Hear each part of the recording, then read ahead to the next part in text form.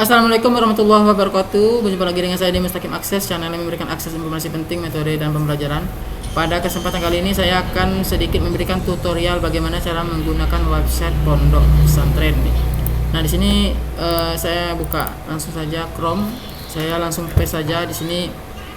Alamat websitenya adalah bit.ly sekolahku nyaman. Nanti teman-teman bisa coba diambil saja linknya di kolom deskripsi video ini. Oke, sekarang kita enter. Nah, di sini teman-teman akan melihat tampilan beranda ada menu sebelah kiri.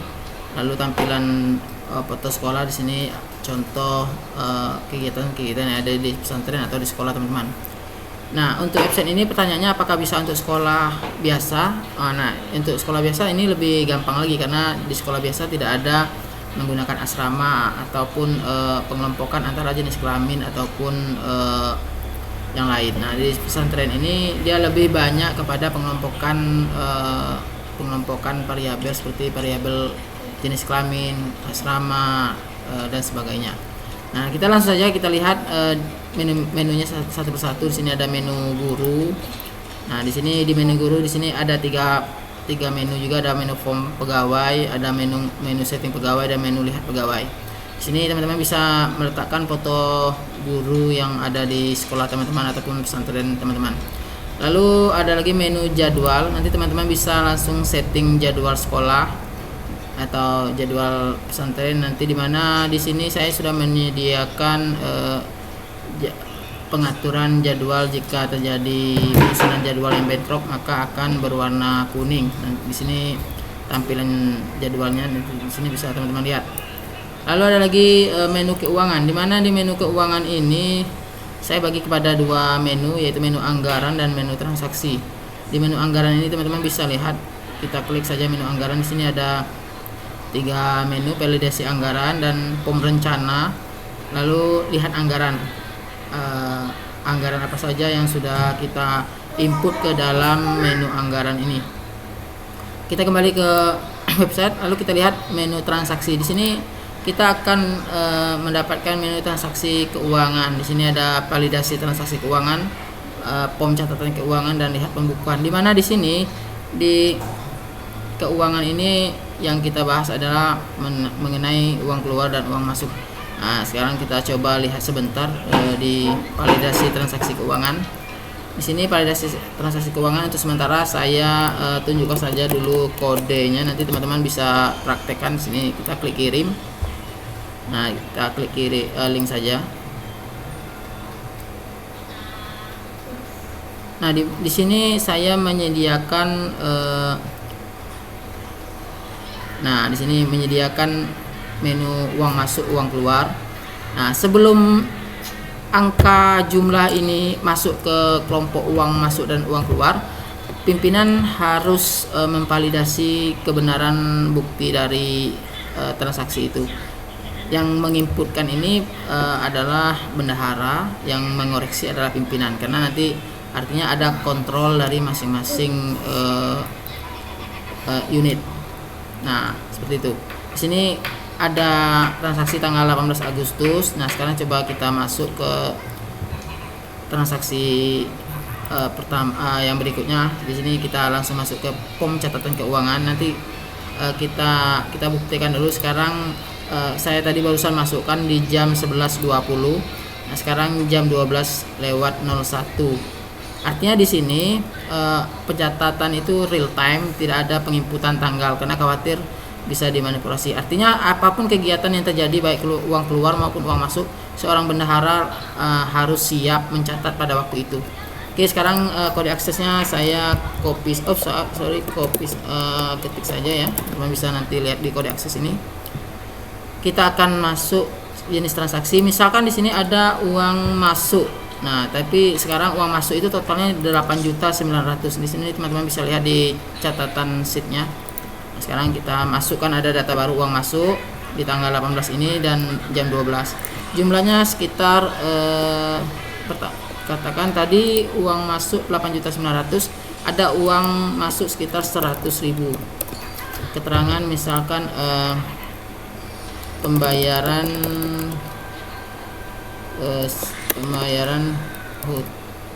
hutang santri. Ini mungkin atas nama bulan 15.000. Kita klik di sini ada bukti transaksinya, nanti teman-teman input kira-kira apa yang menjadi buktinya seperti ini. Nah, untuk sementara saya contohkan saja ini foto. Ini saya menggunakan JPEG ya, karena formatnya yang diminta adalah JPEG untuk memudahkan bendahara menginput. Karena kalau pakai PDF nanti sulit untuk men-scan lagi, tapi saya menggunakan foto saja. Ini saya contohkan menggunakan file ini, data kim, saya pilih open ya. Ini bukti transaksinya. Ini wajib harus diinput.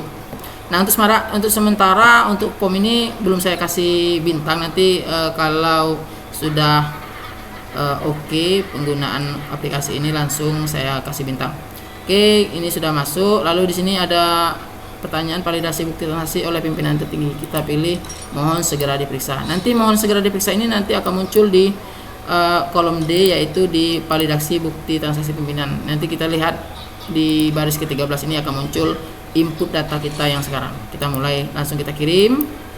Nanti kita perhatikan di sini ada muncul data baru 13. Coba kita lihat teman-teman.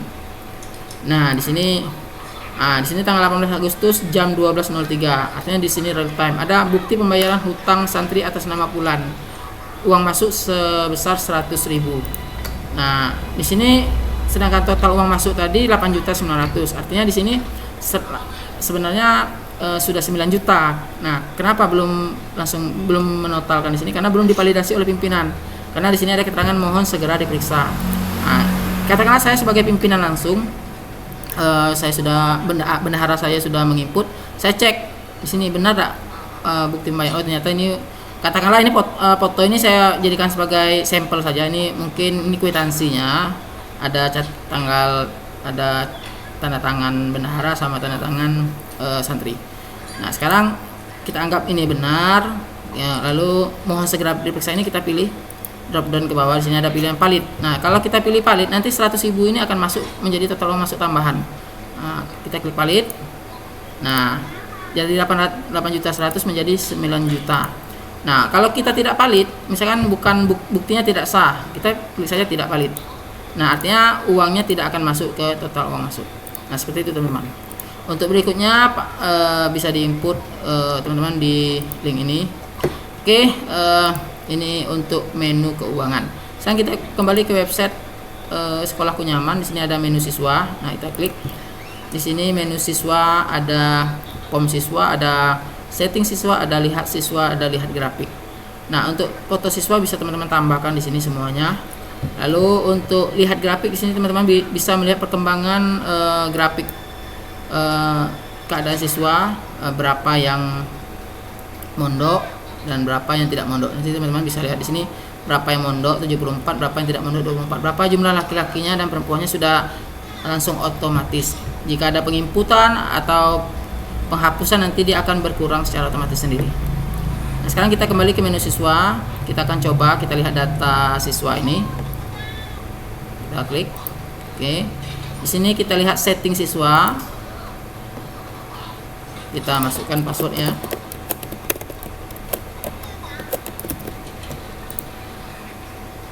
Kita klik link.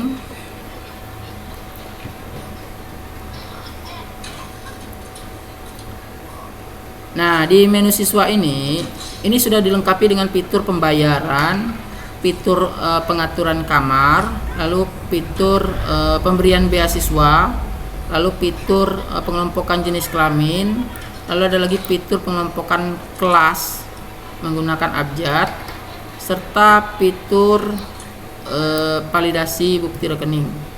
Nah, di sini lalu ada lagi umur siswa juga sudah ketahuan ya. Sini kenapa nung? Karena saya tanggal lahirnya tanggal 20 Agustus 2024 kan belum masuk, artinya dia num, jadi artinya ini tidak valid. Sebenarnya harus sebelum dibawa ini nanti dia akan menghitung otomatis. Nah, nanti dia akan mengelompokkan juga nanti per tingkatan. Di sini ada MA, ada MI, MTS. Ini dia mengurutkan berdasarkan abjad MA, MI, MT. MT itu kan dia lebih kecil daripada MI. MI lebih dia lebih dulu ya. MI lebih duluan daripada MTS. Lalu ada RA, ini untuk anak TK ya, atau Rodatul Atfal. Nah, di sini ada data siswa, katakanlah data siswa ini data lama ya, data lama. Di sini ada keterangan status siswa, status aktif, ini semuanya aktif. Lalu ada lagi status lulus, ada lagi status lulus untuk pertingkatan. Nah, seandainya ada siswa yang keluar atau berhenti, katakan di sini ada keluar. Ini nama siswanya di sini bisa teman-teman lihat, bukti bayar Irfan. Berarti ini namanya Irfan. Ini dia menerima, ini status menerima beasiswa, dia artinya menerima beasiswa. Kenapa? Karena saya menyediakan fitur untuk penginputan kalau ada orang tuanya yang almarhum, katakanlah ayah. Sini kita bisa geser. Di sini ada nama ayahnya DDD. Ini contoh saja ya teman-teman. ALM. Berarti di sini otomatis akan menjadi status penerima beasiswa karena orang tuanya meninggal, dalam artian orang tua ayah ya, bukan orang tua ibu.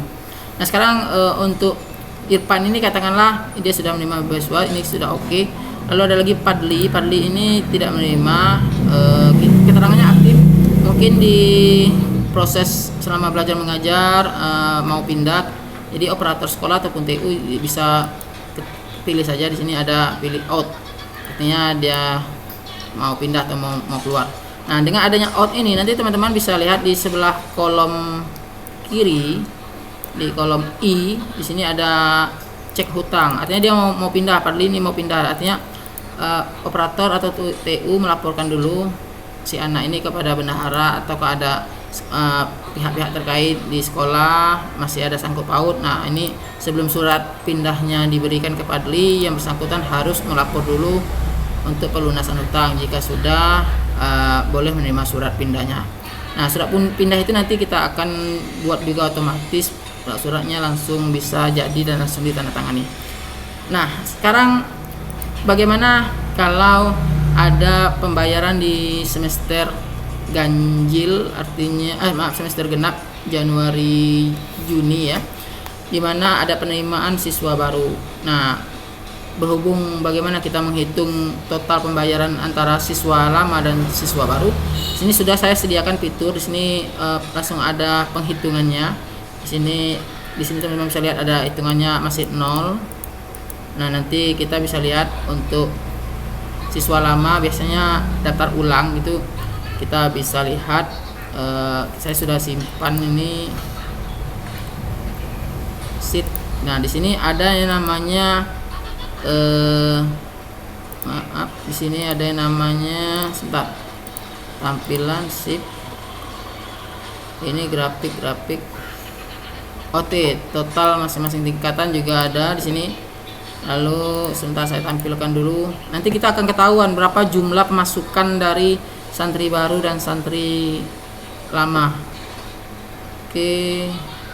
Oke, biaya daftar baru dan daftar ulang. Di sini ada menunya. Di sini saya sembunyikan dulu karena ini bersifat rahasia. Nanti nah di sini untuk siswa yang lama itu daftar ulang itu kita tingkat MA ini 100.000, MTS itu 50, MI 25, RA 15.000. Untuk siswa baru untuk yang MA dengan status mondok itu 4.080.000, yang MTS mondok 3.900.000, MI mondok 1 juta, RA mondok 500. MI mondok ini dan RA mondok saya jaga-jaga kalau mau ada yang mau mondok untuk anaknya walaupun masih berumur kecil ya, masih ini untuk jaga-jaga saja. Yang tidak mondok MA itu 2.400.000, MTS 2.405.000, MI tidak mondok 500, RA tidak mondok 350.000. Nanti kita lihat status dari masing-masing siswa ini kira-kira berapa total uangnya. Sekarang kita masuk ke menu siswa ini. Nah, di sini kita katakanlah di sini ada mulai bulan pendaftaran siswa baru. Di sini ada siswa lama yang mau daftar ulang, katakanlah di sini ada namanya Dani. Ini kenapa ada bukti daftar rekening? Ini adalah daftar rekening pada waktu Dani masuk. Ini sebenarnya divalidasi juga. Ini sebenarnya sudah valid, ini sebenarnya sudah valid semua karena artinya ini sudah menjadi siswa lama. Seandainya belum ada, artinya nanti pada waktu siswa baru nanti akan belum ada muncul tanda valid atau tidak validnya, nanti akan divalidasi oleh pimpinan. Ini saya Sebentar saya close dulu. Oke, ups. Ya, ini valid. Ini siswa lama ya. Siswa lama.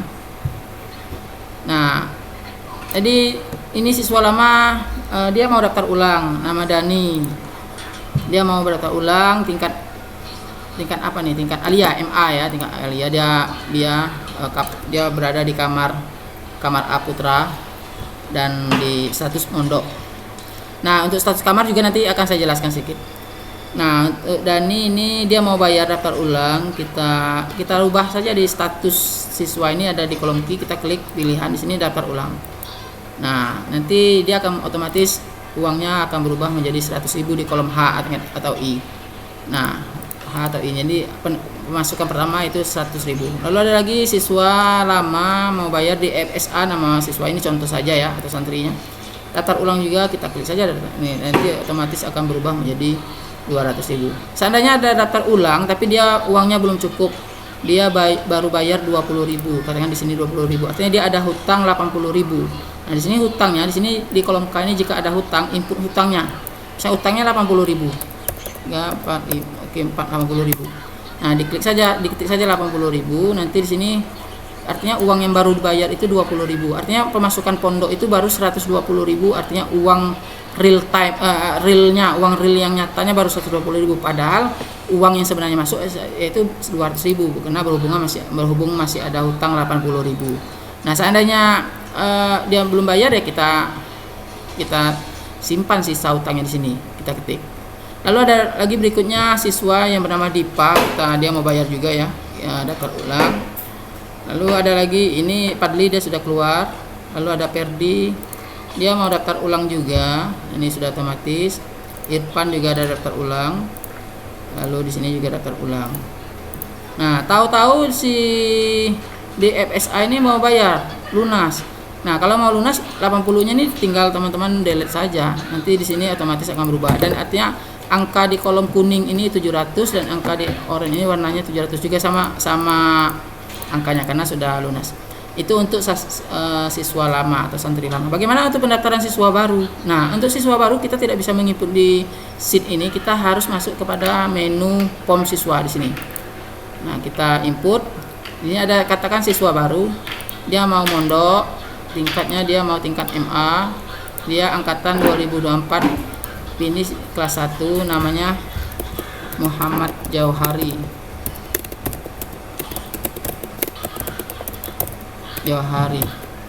Tempat lahir di Jambi, tanggal lahir